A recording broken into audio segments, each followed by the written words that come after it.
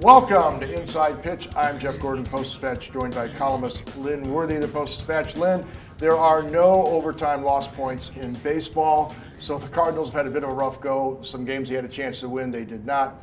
Also some games they just got hammered. So let's start with some things to be concerned about, and right off the top, starting pitching and relief pitching both had a lot of rough spots in those first, especially the first road trip. Yeah, the weekend in Boston was not a great trip. I mean, they might have saw some sights. I mean, you know, being from the area, I could probably point out some places they should have gotten some food, but otherwise it was not a great trip. Particularly starting pitching. Think about Miles Michaelis and Eric Fedde. I think not only did they have rough starts, but they put a lot of stress on the bullpen. I think Miles didn't make it through the third and gave up 9 with 8 earned. Fedde makes it through 3 but gives up 6, and then and this is still, I think we're a little more than a week away from when they're planning on going to a 6-man rotation, so you can't stress the bullpen like that. And those 2 outings were just rough all around because of the stress put on the bullpen and the fact that they took the shots that they took after having decent first starts. The second ones were dreadful. Now, you saw down in Jupiter, Wilson Contreras looked pretty comfortable down in the warm weather. Not so much comfort right now for him at the plate. He's right in the middle of the batting order. He's a guy with great presence. He's a guy they're counting on to be an anchor. Boy, it's been a rough go.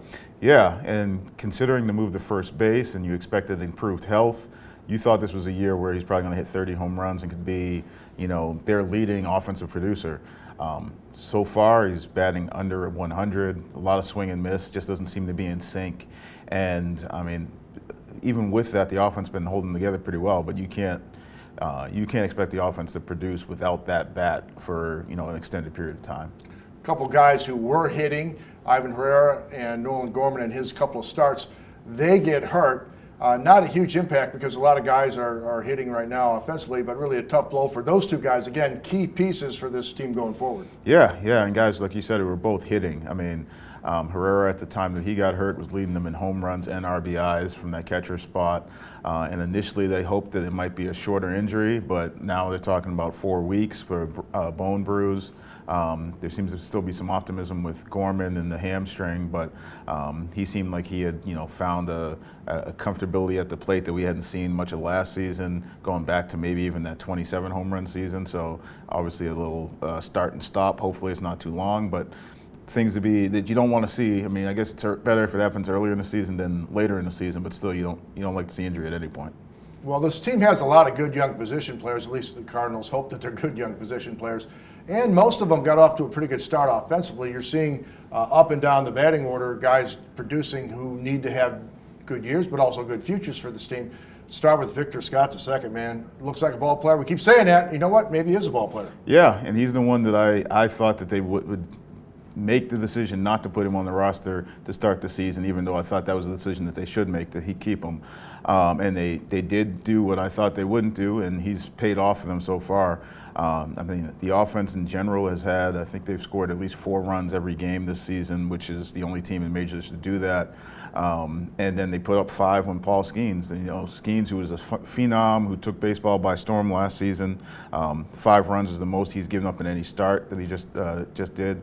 And Victor Scott highlighted that with a double, a triple, run scored, a couple RBIs. So the offense seems to really be in a good place right now. It's still early, but I mean, a start like that against a pitcher like that gives you an indication that it's not just a fluke. I'm going to give you one more guy to talk about, Brendan Donovan. I like him in that spot. Off to a good start, good at bats, good bat. He's got a bat that his teammates seem to like too.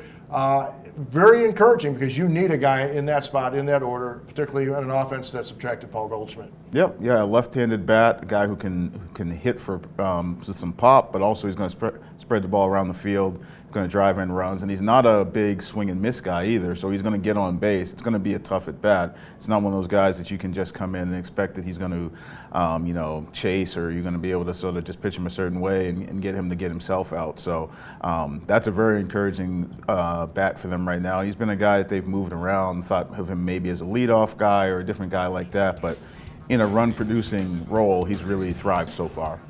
That's Lynn Worthy. I'm Jeff Gordon. Reminder that you can get all of our extra content that you can't get in our wonderful print edition online at the digital edition of the Post-Dispatch here at stltoday.com.